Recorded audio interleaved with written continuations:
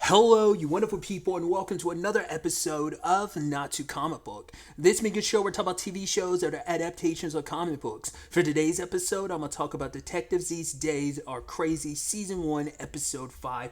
A lot of really interesting things went down in this episode, so let's break it down. So the first part of this episode is Mashiro feeling like Nagumo doesn't have any taste, and he's trying to say, like, right, I'm an adult, you really don't know what you're talking about, because he's like, oh, I go to a very fancy bar, which he ends up taking her to, called Tonto, and I love the aesthetic of just, like, right, it's supposed to be all adult and fancy, it's kind of playing into, like, this very noir aesthetic, where it's, like, a lot of it's in color, but then all of a sudden for, like, cheesy dramatic moments everything will shift to black and white, and it's subtitled for no reason, just to kind of give that ambiance. And they're saying all these cool lines where it kind of doesn't mean anything. They give each other nicknames, like Nagumo's Nadi, the other guy at the bar is Bronte.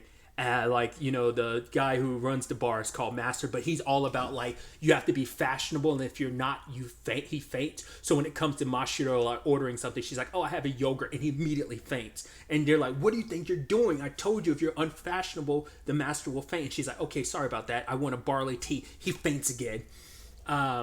And just because she's kind of feeling out of her depth. I even love that moment where the guy, Bronte, was like, oh, hey, like, this is on me. And he slides the drink, the cool thing. And even she's like, oh my God, I've seen this in movies. And then Nagumo completely misses it. Well, he grabs it, but it, like, flies out of his hand and crashes. And you're like, what's this going to be? And they turn it into this thing of, hey, yo, I thought I gave that drink to you and not for the world to enjoy the whiskey.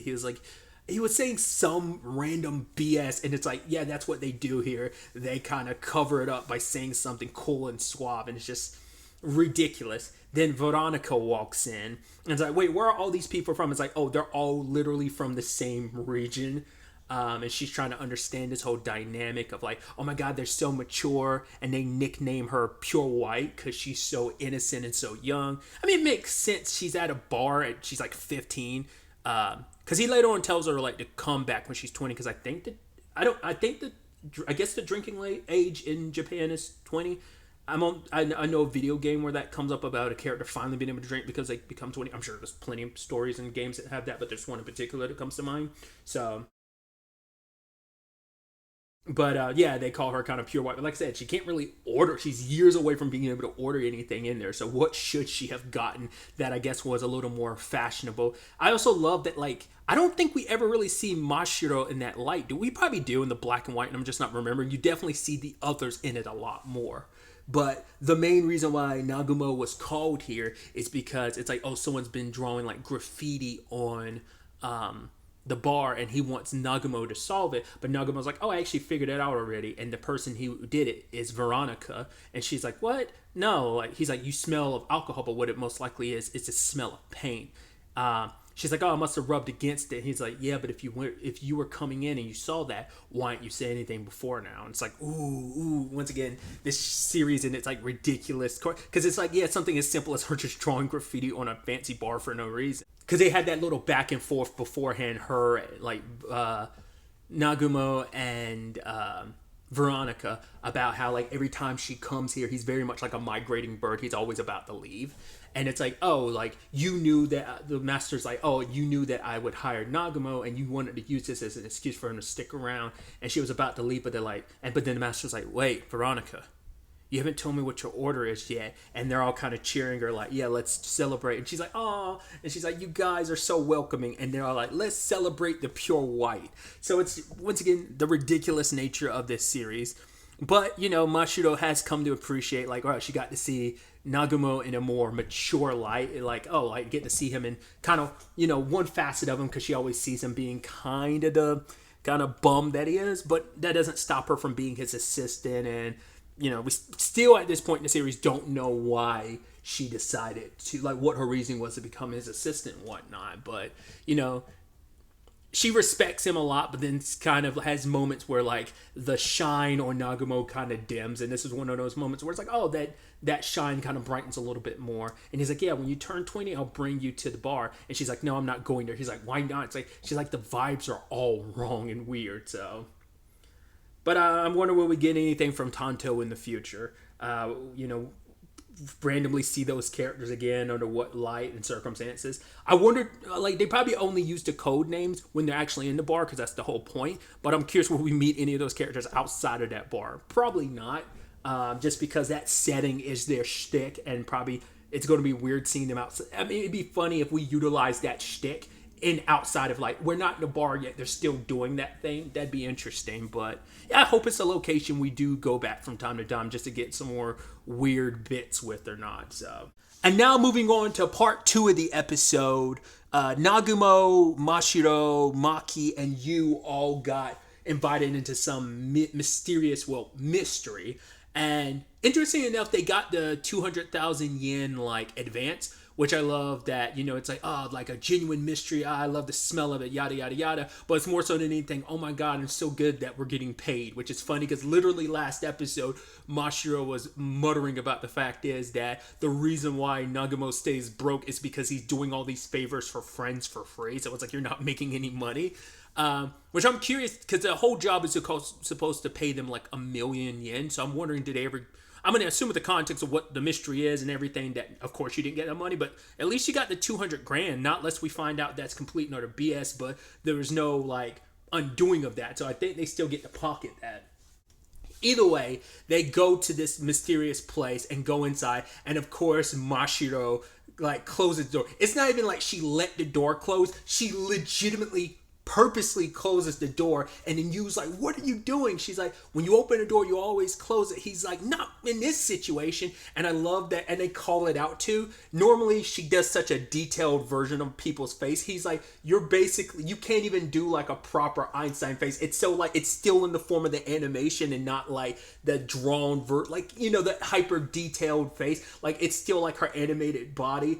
But it's like and I don't know how I'm phrasing it. You've seen the episodes, so you know, but it's just like, I love that detail and them calling out the fact is that normally her shtick is being so exactly detailed with the person's face, and she kind of screws up doing Einstein because she's so flummoxed and flustered. But it might also have to do with the fact is that she has to piss like crazy because she downed all of that tea earlier. Funny bringing that back up again, considering like last episode she was at the bar asking for barley tea after yogurt. But then like the person behind all of this has basically trapped him in the locked room because he's got some beef with detectives. I don't remember it's them specific, because he says he's getting revenge against detectives. I think it's all detectives, and he happens to draw them in to be like the ire of it. But because I don't think he ever we don't know what it is that detectives did, but I don't think because he never specified it was them he had issues with. But maybe it was, but he just said detectives in general. But he's going to ask them questions, and if they get an answer wrong, he's going to reveal an embarrassing photo, and then like they get all 5 questions wrong, then he's going to spread that the worst of the photos online, which I love. Maki being like, we're not going to play your games, and then immediately he goes, oh, here's a sample photo, and shows Maki in high school. I love, like, when she was introduced, I thought she was going to be such a stoic character, and I guess that was the point. But every subsequent time we've seen her, like, since that episode, even in that episode, we saw, like, a bashful side of her, but they've really kind of showcased, like, she has a silly side to her, too. Like, even, like, she has, like, her, like, she's not the stoic character you would assume she would be, and I guess that's supposed to almost be a parody of, you would assume that character would be one note, but she has, like, a cute side, and obviously we saw her drunk last episode out of embarrassment about, like, you know, the age gap between her and like Mashiro, and now it's like, okay, we play the game. And so the first question, I was like, I felt, because I thought there was going to be like a twist to it or something like that, and I was looking at him, I was like, well, he's got to be obviously 1 year old, right, if the solution is 30. And I love that everyone else had figured it out, but Mashiro has to go first, and it's like, why? Oh, because she looks like she's the dumbest one. And I love that hard cut to that, like, drawn, like, almost kindergarten style drawn picture of her as an idiot. I'm like, I love the artistic, like, choices of the show. That's why I'm, like, so curious to look into the manga and see if they do that. Like, once again, I'm sure this is kind of like a maybe straight from the manga type of thing, but I'm always curious about stuff like that. Like, are those just, like, directional choices and animation choices for the anime, or is it like, now that's just straight up being, like, truly adapting and honoring the manga in that capacity? But either way, I love that she struggles with the answer. It's mainly because she can't piss. Sorry, yeah, because she needs to pee and she can't answer it, so she gets it wrong. And the next photo release, instead of it being an embarrassing photo of her, it's another embarrassing photo of Maki. And like the only embarrassing photo is it's her taking photos, and like most of them are just her from high school, and then there happen to be like two that weren't. Like one in particular was her with like black hair, and I guess she was kind of embarrassed, like, oh, I went through that phase where I dyed my hair or something. I don't know. I guess I'm like, why are these embarrassing? But I guess like Maki, I don't know if it has something to do with like Maki's like insecurity about her own age that kind of plays into this, where it's like, oh god, that's so like cliche. And like, I mean, I guess it's also just supposed to be the thing of once you're in your older years, you look back on everything you did as a teenager as cringy. So maybe it's just as simple as that. I don't think they ever switched to other people answering questions. I guess the point was that Mashiro has to start first. Because I thought the whole point was like, oh, only one person can answer one time. But does that mean the rest of them got the questions wrong? Because we never got to find out, for one, what the questions were, or nor we got to see anyone answer. Because Mashiro is the one that broke down, so I'm assuming she got them wrong. So I guess no one else ever got a turn. I thought the whole point was going to be like they were all going to take turns, but maybe they did, and just everyone else got every other question wrong, and she got the simplest one, and she still managed to get it wrong. I don't know if that's what it was, but they both passed out, and they're so like, oh my god, this sucks. But then Maki's like, yo, I was checking the walls. The fact is, we can't get a signal out, but the fact is that he can get this live footage to us must mean he's nearby. So that right there, break down the wall, and she proceeds to do it. It's actually pretty dope, her like holding the door up like the way she does. And then she's like, Maki, the rest is with you. Because she's like, yo, Apple, where is the closest bathroom? And it's 12 kilometers away. So while she's dealing with that, Maki's getting her revenge. Because it's like she in particular was the one that was wronged the most with these photos and stuff. So yeah, and that's just kind of how it ends, with Maki taking off hyperspeed to go to the nearest bathroom. And that's just like the wrap up to the episode. Once again, we don't get to find out the machinations behind why he did what he did. It's just like, we're moving on. Once again, just the nature of the show being what it is. And now finally moving on to the third and final part of the episode, where Mashiro has purchased a bug detector, because she's like, right, it's a detective agency, so there might be some bugs around here. And, Nagumo's like, no, that's not the case. She activates the device, and it turns out, oh my god, there must be a bug here. So she's scattering around the place looking for it. Ended up finding all of Nagumo's porn. In fact, she laid it all his porn mags in alphabetical order for whatever reason.